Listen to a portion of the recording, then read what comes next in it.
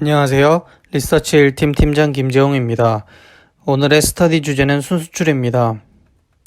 우선 순수출이 무엇이고 무엇으로 구성되어 있는지 알아보고 순수출에 영향을 주는 환율 그리고 외환 보유고에 대해 이해를 한 다음 중국의 수출입 현황에 대해 알아보겠습니다. 자, 그럼 순수출이 무엇인지 알아볼까요? 저번 스터디 때 언급한 GDP 구성 요소를 기억하시나요? GDP는 소비, 투자, 순수출, 정부 지출로 이루어져 있습니다. 그중 오늘은 순수출에 대해 알아보려고 합니다. 한 국가에서 외국으로 수출한 금액에서 외국으로부터 수입한 금액을 차감한 금액을 순수출이라고 합니다. 즉 수출에서 수입을 뺀 것이 순수출입니다. 그럼 수출에서 왜 수입을 뺄까요? 수출은 우리나라 생산물에 대한 해외 수요입니다. 하지만 민간 소비 지출, 정부 소비 지출, 투자 지출, 수출 수요는 이미 외국으로부터 수입한 생산물에 포함되어 있어서 수출에서 수입을 빼는 것입니다. 국제수지란 일정 기간 동안 한 나라가 다른 나라와 거래하는 과정에서 수입과 지출을 기록한 것을 말합니다. 가정에서는 소득과 지출을 관리하기 위해 가계부를 쓰고 기업은 회계장부를 써서 기록합니다. 즉 국제수지는 쉽게 말하면 나라에서 쓰는 금전출납부입니다. 이런 국제수지는 경상수지와 자본수지로 나누어집니다. 경상수지는 즉 순수출입니다. 경상수지는 외국가 물건이나 서비스를 팔고 산 결과를 종합한 것이고 자본금융계정은 물건이나 서비스 없이 외국에서 돈을 빌려오거나 빌려준 것을 수치화한 것이죠.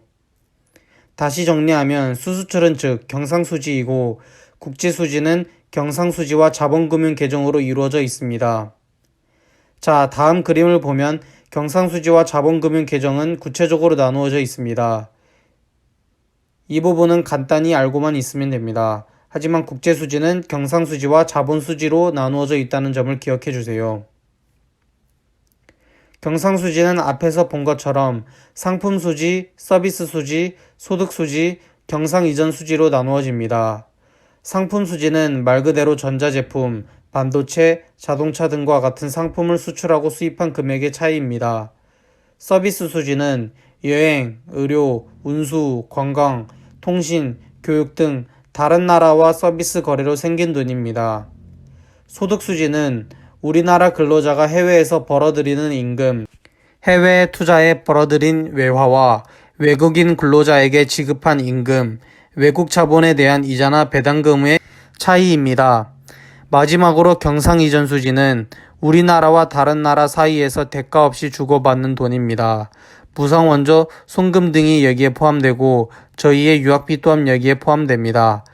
결국 경상수지는 상품, 서비스, 노동을 국제 간을 거래한 것을 말합니다. 한국의 경상수지는 흑자일까요? 아니면 적자일까요?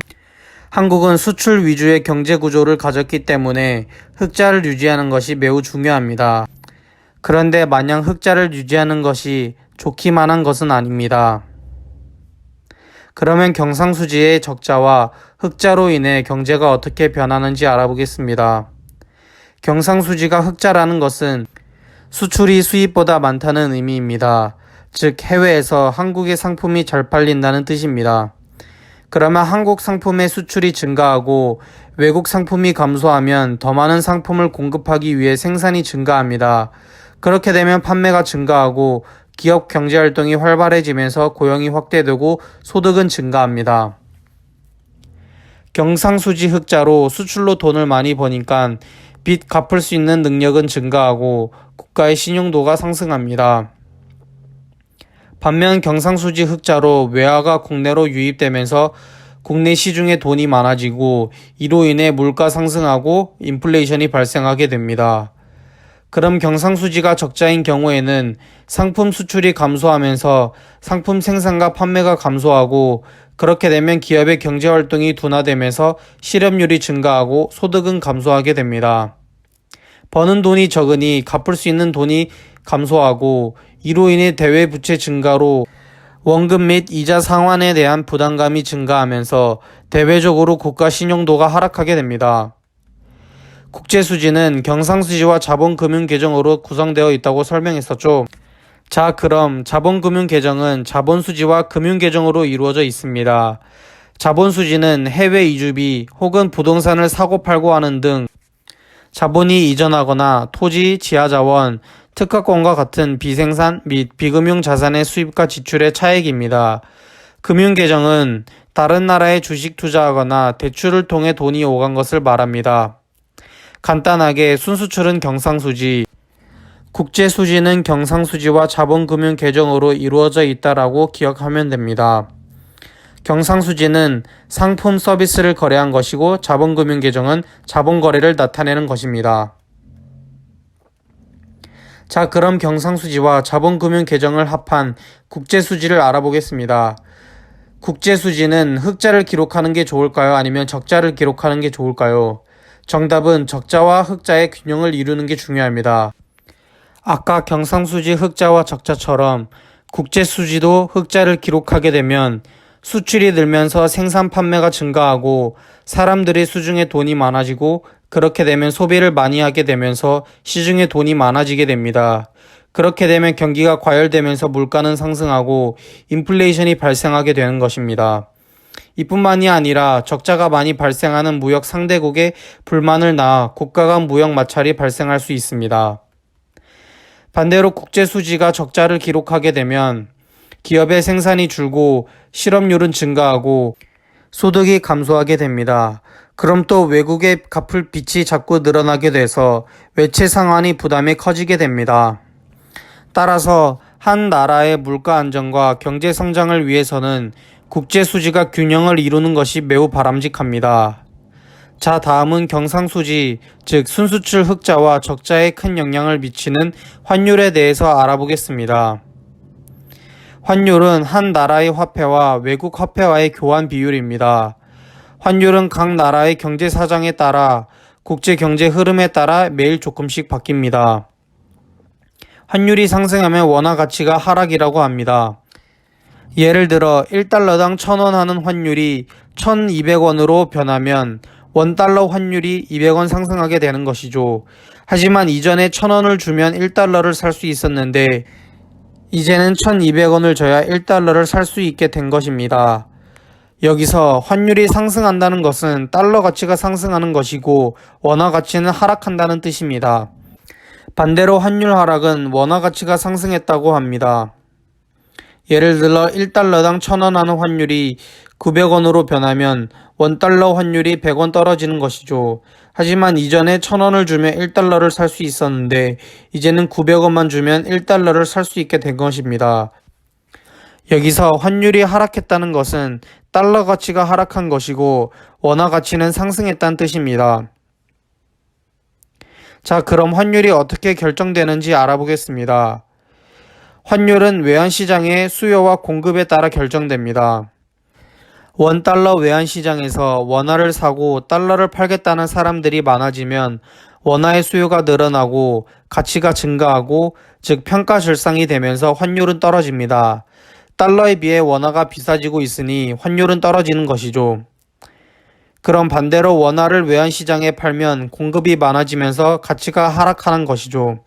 즉 평가절하가 되면서 환율은 오르게 됩니다. 달러에 비해 원화가 저렴하니 환율이 상승하는 것이죠. 간단하게 말해서 시장에서 찾는 사람이 많으면 가격이 상승하는 것이고 찾는 사람이 적으면 가격이 하락하는 것입니다. 그러면 환율이 오르면 수입과 수출에 어떤 영향이 있을까요? 환율이 오르면 수출하는 기업한테는 유리합니다. 환율이 1달러당 1,000원일 때 한 개에 1달러 하는 물건을 10개 팔면 만원을 벌 수 있습니다. 하지만 1달러당 1,300원으로 오르게 되면 13,000원을 벌 수 있습니다. 반대로 수입 기업은 오르기 전에 10개를 만원에 살 수 있었는데 환율이 오르면서 10개를 13,000원에 주고 사와야 합니다. 여러분, 환율 부분이 많이 헷갈리죠? 쉽게 생각해서 원달러 상승은 달러 강세, 달러 강세는 수출 증가입니다. 원달러 하락은 달러 약세, 달러 약세는 수입 증가입니다. 이제부터는 환율 제도에 대해 알아보겠습니다. 우선 고정환율 제도입니다. 고정환율 제도는 외환의 시세 변동을 반영하지 않고 환율을 일정 수준으로 유지하는 환율 제도입니다. 정부가 환율을 일정 수준으로 고정시키기 위해서 외환시장에 직접 개입하고 중앙은행이 시중 통화량을 조절해 물가를 변동시킵니다.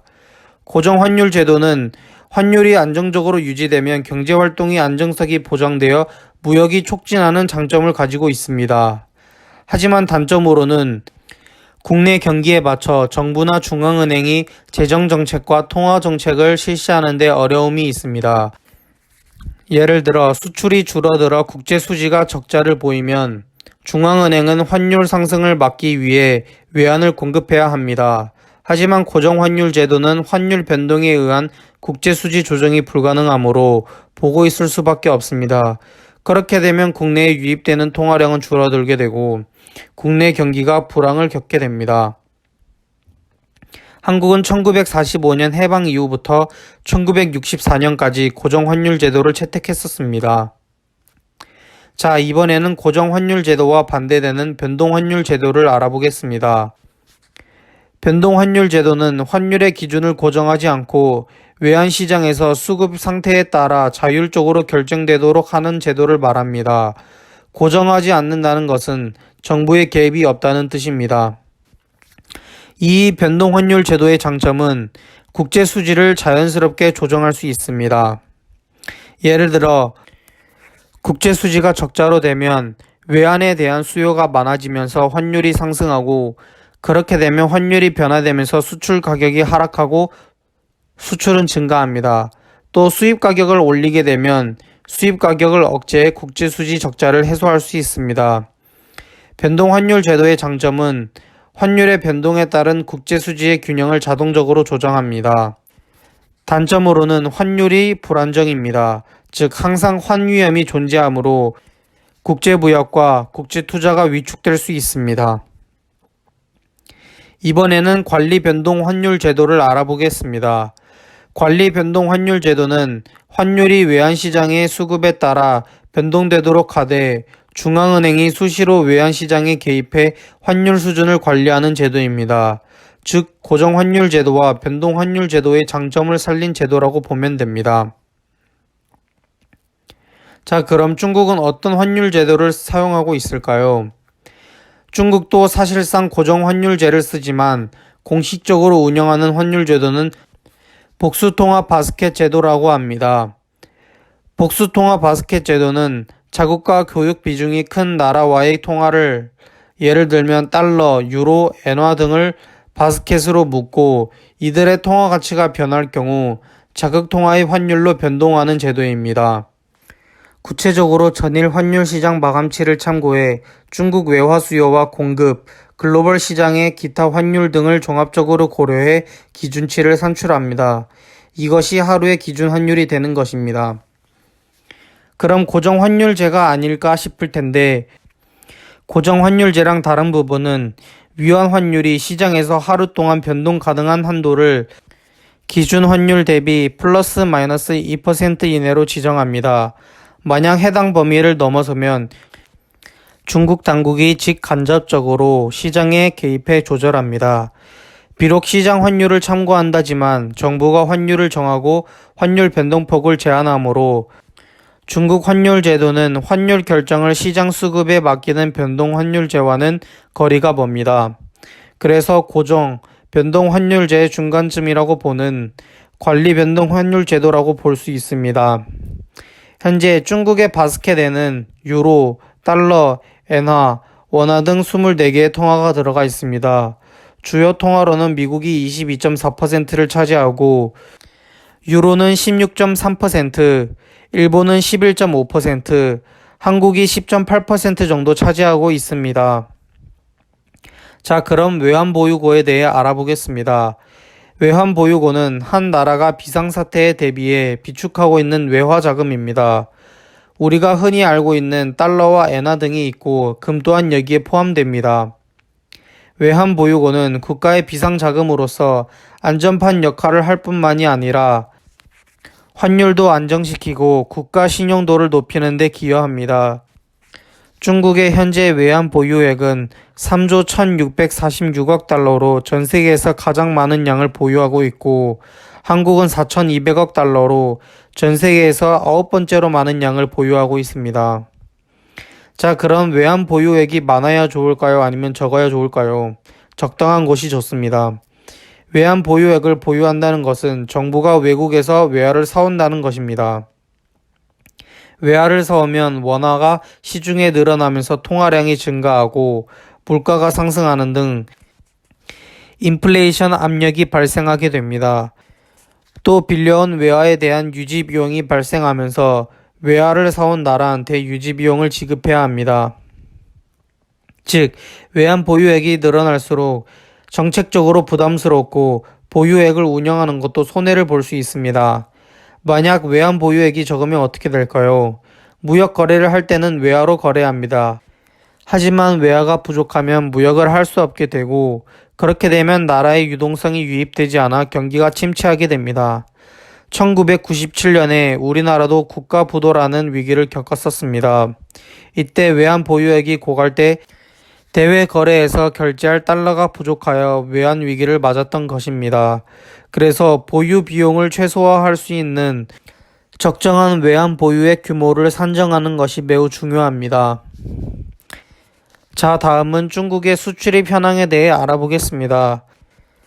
중국은 전 세계 최대 규모의 수출입 국가로서 2020년 1~3분기 수출입 총액이 20조 1,200억 위안으로 전년 동기 대비 0.7% 증가해 올해 첫 플러스 성장을 기록했습니다.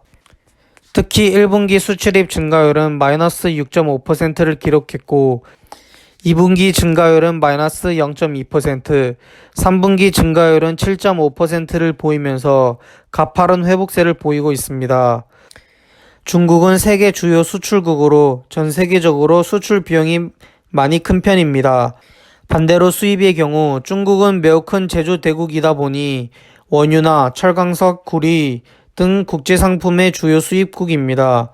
그래서 중국 수입의 증가는 국제 상품 시장에 긍정적인 영향을 미치는 것입니다. 2019년 중국의 주요 수출입 대상국 표에서 알 수 있듯이 한국의 수출과 수입은 각각 8위, 3위를 차지했으며 중국과의 무역이 얼마나 중요한지를 보여주고 있습니다. 여러분, 오늘 수출입에 대해 알아보았는데 이해가 잘 되었나요? 오늘 스터디도 수고하셨습니다.